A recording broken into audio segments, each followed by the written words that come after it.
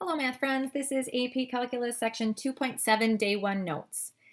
In section 2.6, we defined the slope of the tangent line to be the same thing as instantaneous velocity, which is also the same thing as the limit of the rate of change, such as rates of reactions, marginal cost, population growth with respect to time. Basically, anything that we can define with a function, we can find the rate of change of it, right? And when we did it, we used the limit of the difference quotient. So we did this in multiple different situations. We did it with a problem where we had the position and velocity of the rock on Mars. We did it with the population rates in the table. And we just did it in general with a function to find the slope of the tangent line. This is a problem that will continue to occur over and over again in calculus. And because of that, since it occurs so frequently, they have a special name for this process, which is finding the derivative of a function f at a number a. And it's formally called f prime of a. That is the notation that we use for the derivative. F prime of a is equal to the limit as h approaches 0 of f of a plus h minus f of a over h if this limit exists. And I want to remind you that this formula right here was the formula that you use when you don't know a, or you want a generic derivative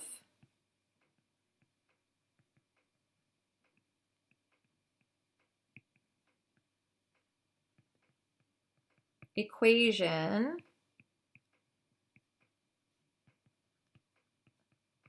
that you can use for multiple a values. So this one gives you an equation for your derivative, whereas this function right here, the one that has the limit as x approaches a of f of x minus f of a over x minus a, this is one that you use when you have a specific value a you are trying to find the derivative for. And equation 1 is more work than equation 2 all of the time, because in equation 1 you're dealing with functions, whereas in equation 2 you get to plug numbers directly in. So part A is always, or equation 1 is always more work, but it gives you a more universal derivative, whereas equation number 2 is just going to give you the value of the derivative at one specific location. So it's important that you understand the difference between those two, because if you're only asked to find one derivative at one specific point, it's a lot easier to use the second equation. If you need to find multiple derivatives at multiple locations, then you want to use the first equation, because you only have to do the work once, and then you can just plug different a values into your result.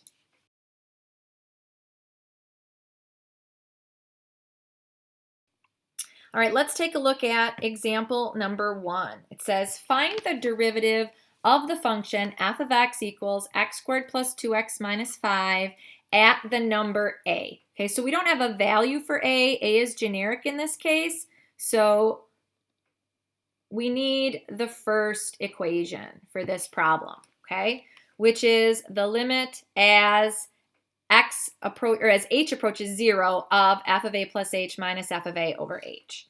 So f prime of a is going to be equal to the limit as h approaches 0 of, now I have to plug, it's f of a plus h, so I have to plug a plus h in for the variable in the function. So it's going to be a plus h, quantity squared, plus 2 times a plus h minus 5. And then I have to subtract f of a, which means plug a in for the variable in the function. And I have to subtract all of it. So it's going to be a squared plus 2a minus 5. And this is all over h. this is going to be equal to the limit as h approaches 0. Now I have some algebra to do. A plus h quantity squared is a squared plus 2ah plus h squared. Distribute the 2, we get 2a plus 2h minus 5, and then distribute the negative, we get negative a squared, negative 2a, and positive 5, and this is all over h. And now if we've done our math correctly, a bunch of stuff should cross out here. A squared and negative a squared, positive 2a and negative 2a, negative 5 and positive 5. So we are left with the limit as h approaches 0 of 2ah plus h squared plus 2h all over h. In order to be able to evaluate this limit when h is 0, we have to factor out an h in the numerator so we can reduce out that h in the denominator. So this is going to be equal to the limit as h approaches 0 of h times 2a plus h plus 2 over h. And now we can cancel our h's. And we are left with f prime of a. So the equation of the derivative at any point a is going to be equal to, when h goes to 0, we are left with 2a plus 2. So again, if we were to graph the function x squared plus 2x minus 5, that's a parabola. And if I asked, what is the slope of the tangent line when x is 5? All we would have to do now is plug 5 into our f prime of a. 2 times 5 is 10, plus 2 is 12. That would tell me that when x is 5, the slope of the line tangent to our parabola would have a slope of 12. And again, I could use this for any value, any a value on my function. I could use it to find the slope of the tangent line.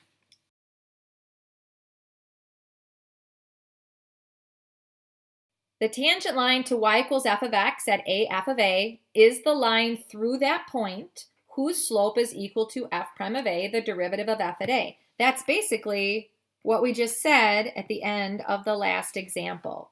So now they're asking us to find the equation of the tangent line to the curve y equals x cubed minus 3x plus 1 at the point 2, 3.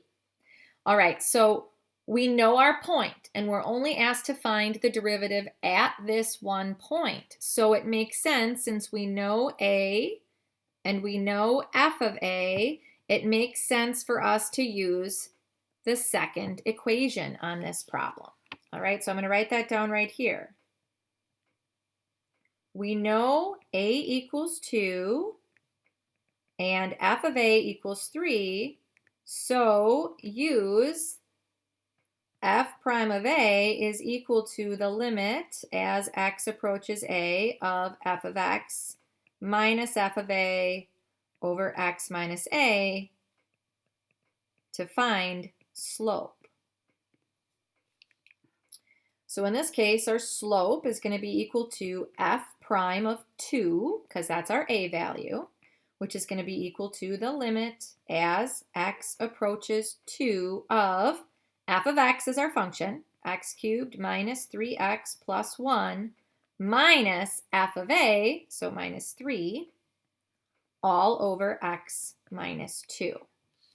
All right, if I simplify this, then this is going to be equal to the limit as x approaches 2 of x cubed minus 3x minus 2 over x minus 2. Okay, now here's a problem. We know that in order to be able to evaluate this limit, we have to be able to get rid of that family of x minus 2 in the denominator. However, our numerator is not just an easy trinomial factor this time, because we have an x cubed term, an x term, and a constant term. So this is not easy to factor. However, I am going to call upon my skills from pre-calculus. Not easy to factor, but try synthetic division to simplify.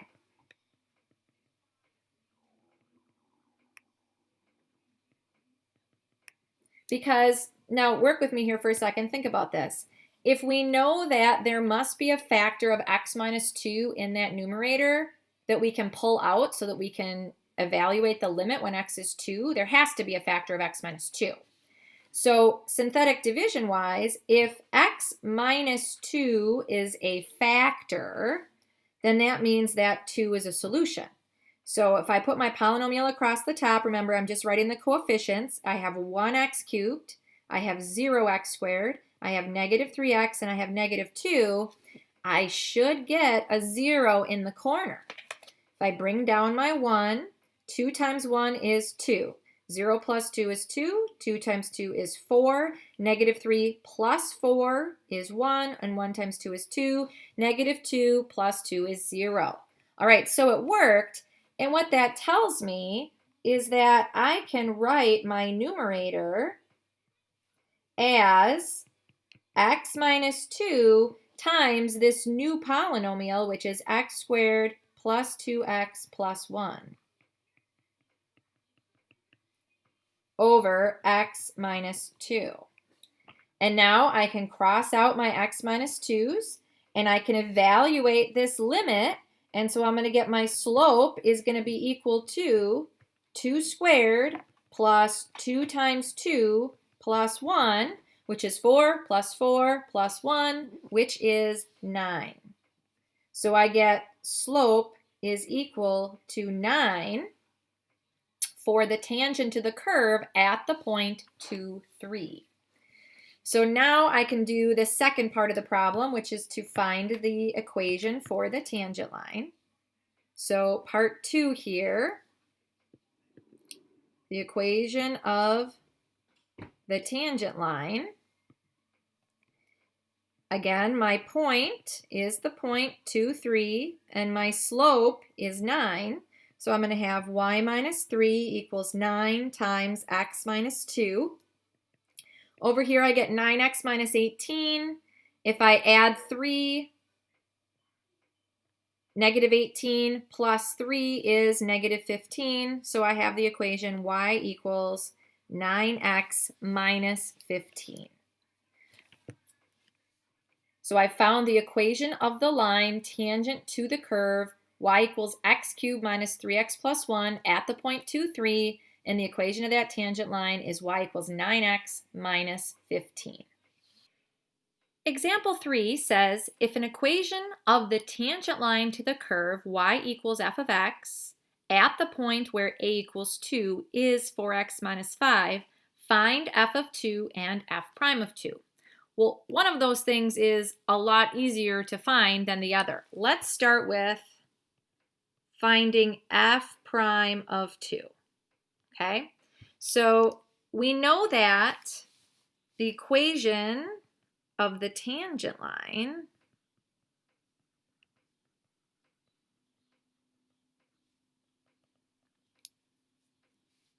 when x equals 2, the equation to the tangent line to f of x, when x equals 2 is y equals 4x minus 5. And the derivative of a function at x equals a is the slope of the tangent line at x equals a.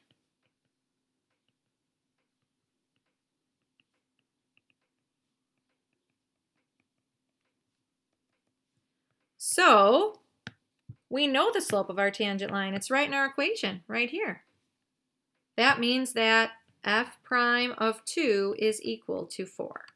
So that was the easier part of our question to answer. The harder part of our question to answer is the find f of 2 part.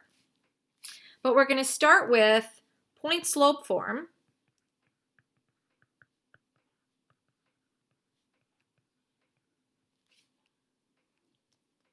Which is y minus y1 is equal to m times x minus x1, okay?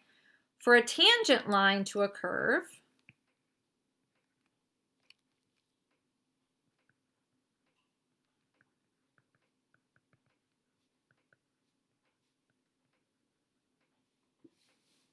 at x equals a, this equation becomes y minus and x minus stay the same. The point is going to be the point that we're trying to find the tangent line at. So for us, that's going to be x1 is going to be a and y1 is going to be f of a, because that's the point where we're trying to find the tangent line. And we know the slope of the tangent line is our f prime of a. Okay, so that's what point slope form looks like for the tangent line to the curve when x equals a. Well, we already know a lot of this information. Okay, so let's plug in what we know. We know that f of a is f prime of 2, which in this case is going to be 4.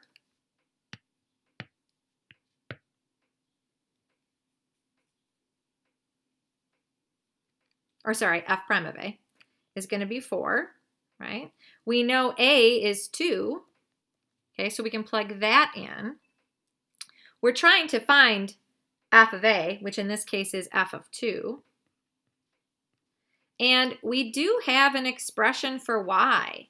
If we go back up to the original problem, we were told that y is equal to 4x minus 5. Whoops. 4x minus 5. So now I have an equation that looks like 4x minus 5 minus f of 2. Remember, f of 2 is what I'm trying to find, is equal to, distribute that 4x minus 8. Well, if I combine like terms, if I subtract 4x from both sides, those just cancel out. So I'm left with being able to solve for f of 2. And if I add 5 to both sides, I get negative f of 2 is equal to negative 3. And dividing both sides by negative 1 would give me f of 2 equals positive 3. So there is the second part of the problem completed.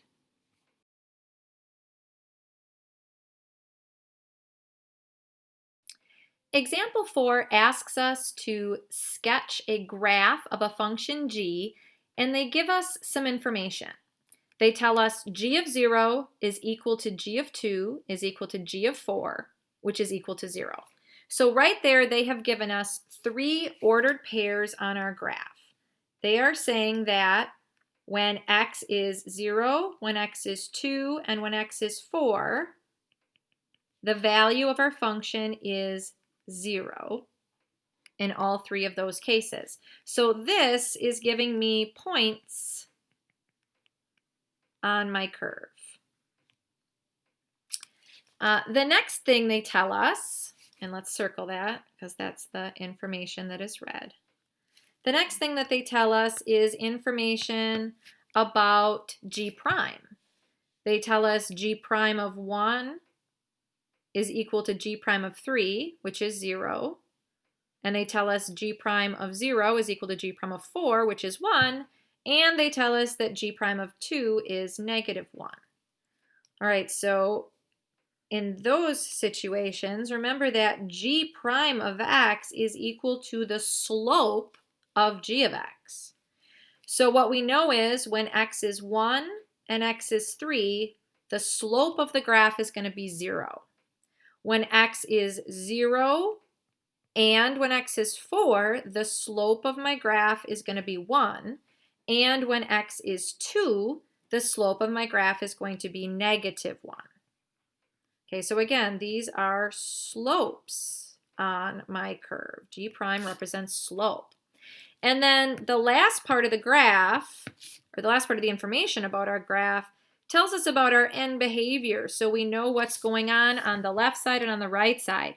And it says that as x approaches positive infinity, g of x is positive infinity. And as x approaches negative infinity, g of x is negative infinity. So that tells me end behavior-wise that when x values get small, my graph is going down.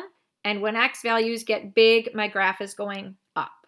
That's what that end behavior tells me. So this is going to look like a positive snake, if you remember that terminology from pre-calc. So we are ready to sketch a graph of g of x. So I'm going to build a coordinate plane, and then I'm going to use the information that I have to make a picture of what g of x looks like based on the information that I'm given. So it's not perfect, I don't know everything, but I can certainly create a general shape based on what I know. All right, so I'm going to start with the points that I know. I know I have a point at 0, 0, at 2, 0, and at 4, 0. I know some slopes. I know that, let's see here, when x is 1, my slope is 0. Now, end behavior-wise, I know that I have to be coming up this way, going down over here. And I know that at the end, I have to be going up over here. That's going to help me a little bit as I'm sketching my slopes here. So when x is 1, the slope is 0. Well, I have to pass through this point 0, 0. So it's going to have to be above here between x equals 0 and x equals 2. And then when x is 3, then I'm going to have to be below in order for this to have a snake-like shape. So I've got a slope of 0 here, and I have a slope of 0 here. So those are little horizontal line segments to show that my slope is 0. I know when x is 0, my slope is 1. So my slope looks like about a slope of 1 here. When x is 4, my slope is also a slope of 1. And when x is 2, my slope is -1, which makes sense with that snake shape of my curve. So I've basically included everything that I know. I've sketched in my 5 slopes, my 3 points, and my end behavior. So now I can go ahead and I can just connect everything with a curve. And there we go. That is an approximate graph of what g of x would look like. And I would, just for future reference, when you're looking back at this example, I would maybe make a little point to say slope is +1, slope is 0, slope is -1, slope is 0, and slope is +1, just so that later when you're looking at this, you remember that those values came from g prime of x, which is really what this problem was about, was understanding how to use values of g of x and values of g prime of x to sketch a curve.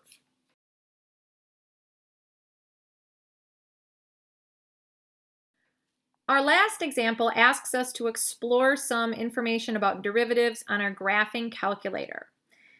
You can use the definition of a derivative to create a derivative equation for a given function, and then you could use the table function on your calculator to estimate the value of the derivative, which of course would be the y value, right, at any given x value using the idea of a limit. Another thing you can do on your graphing calculator is you can just graph the function. You can zoom in by changing your window, and you can estimate the slope of the curve at a given x value, again, using the idea of a limit. Or part 3, and this one we haven't done yet, okay, so this is going to be something new today. We can use the second level calculate dy dx function on the original graph to find the derivative at a given value on the curve. And if you can get the exact value, this will be the exact derivative. Okay, so we're going to kind of compare these 3 methods, and we're going to see how close they are to each other and which ones work well and which ones maybe don't work as well. So let's start with method number 1, which is going to be to find an equation for f prime of x if our function is f of x equals 2 to the x power, right? And our job is to estimate f prime of 2. So we're going to start with our equation for finding a derivative, which is f prime of a is equal to the limit as x approaches a of f of x minus f of a over x minus a.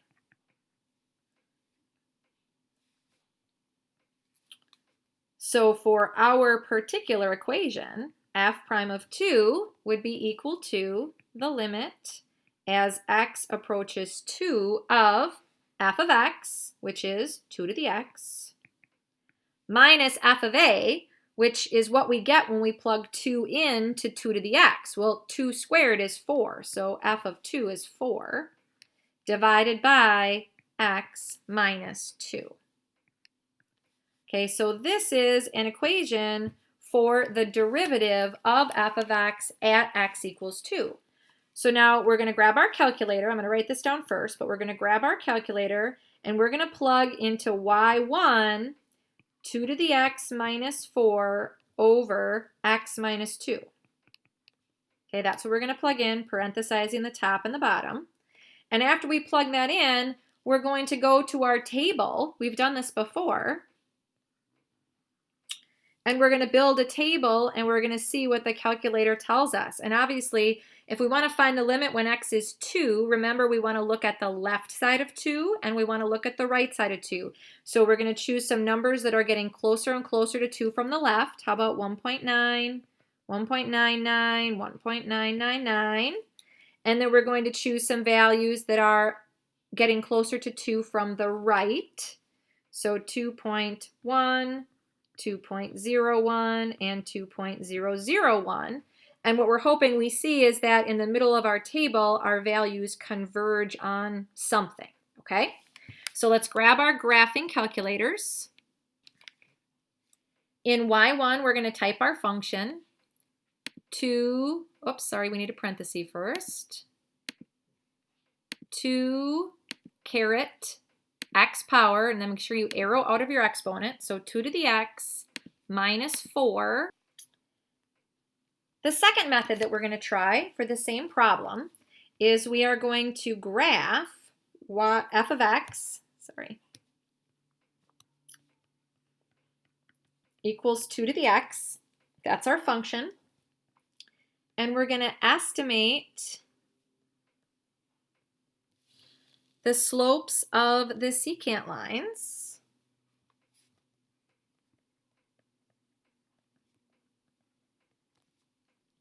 and average them.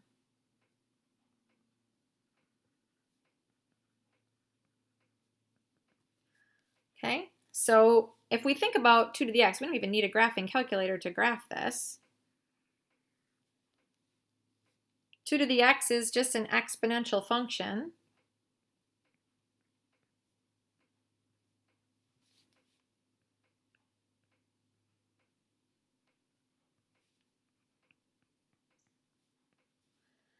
We know that we can choose our fave 5 points if we'd like to. -2, -1, 0, 1, 2, and I could even throw in a 3 out here since we are looking at when x is 2. And when I plug these into 2 to the x, I know I'm going to get 1/4, 1/2, 1, 2, 4, and 8. Again, these are just plugging these x values into f of x equals 2 to the x. So when I plot these points,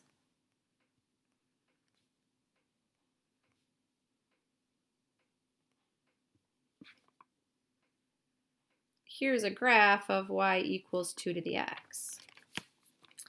And if I wanted to estimate some slopes of secant lines, keep in mind that my point P is this point right here. This is what I want. I want f prime of 2. So I could call this point Q1 if I wanted to. I could call this point Q2. And I could estimate my slope by finding some slopes of some secant lines and average them. So if I first found the slope from P to Q1, this would be equal to 4 minus 2 divided by 2 minus 1, which gives me a slope of 2.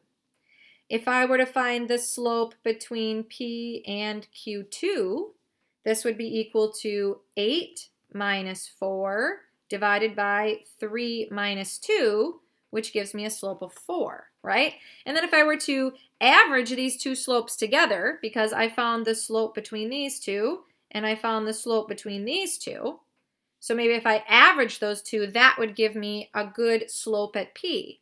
Well, my average slope is going to be equal to 4 plus 2 divided by 2, which I know is 3. Okay, so this is the answer that I get by using secant lines, slopes of secant lines, and averaging them. Now I know that my slope that I got in part 1 was 2.7726, and now I have a slope of 3. So I can already tell that this is not the best method. I got a much more accurate answer in part 1 of this problem, okay? But when you don't have a function, when you only have a table, this is your only method. So it's important to understand how to use this, and we have done this before in previous problems. So then the last way, and this is going to be something new today that you haven't seen yet. The last thing that we're going to do is we're going to find a derivative on the calculator.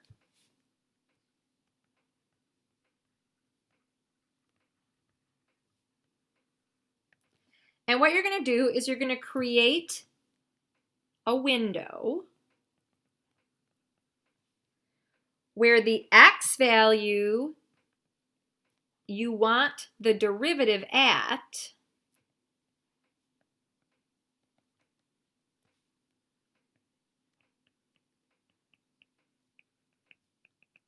is exactly in the middle. And I will show you just what I mean by that, okay? So in our y1 on our calculator in just a moment, we are going to put our function, which is just 2 to the x. And remember, we want to find f prime of 2. We want to find the derivative at the point where x is 2, okay? So let's go to our graphing calculator at this point. And we have to go back to y equals and change that because this was an equation for the derivative, not an equation for f of x. This is f prime of x, not f of x. So let's clear that out. And we just want 2 to the x power here. And we're going to go ahead and graph it. And this is just our standard Zoom 6 window, okay? But if we want to find the derivative at x equals 2, now we're going to go to window. And we're going to put x equals 2 exactly in the middle of our x window. So we're going to choose an x minimum of 1 and an x maximum of 3, right? So 2 is exactly between 1 and 3. That's what I mean by that. And my y window, I know that this part of the function lives in the first quadrant. So I'm just going to change my y minimum to 0, but I will leave my y maximum at 10. That is not as important. What's important is where the x value is in terms of your window. Okay, so now that we have this information in here, we can take a look at our graph again. Obviously, it looks a little different because we've boxed it in here between x equals 1 and x equals 3 and y equals 0 up to y equals 10. And what we want to know is what is the slope of the curve right here at the value x equals 2. So now I am going to show you the trick. You go to second level, and it's above the trace. It's the calculate. We've done lots of things here before, but now we're going to do this dy dx. Okay, that is calculating the derivative. So number 6. Notice how, because of our x window, it is exactly at the x value that we want the derivative at. It's always going to pop that cursor right in the middle of your x value, so that's why you build your window that way. So we have x equals 2, y equals 4, and we want to find the derivative of the function at this point.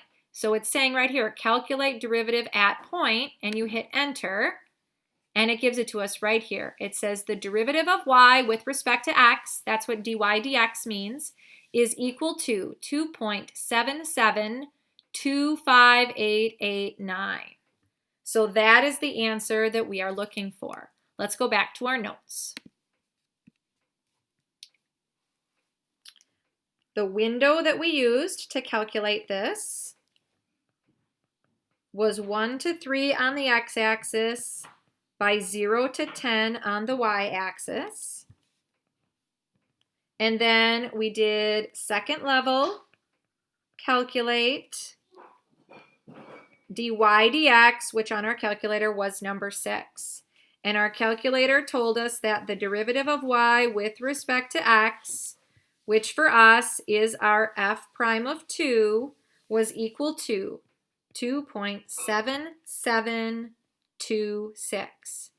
And this is as accurate as we can get. Notice that it is the same value that we got from the table in part 1. So that was also a very accurate way to find the derivative of f of x at x equals 2.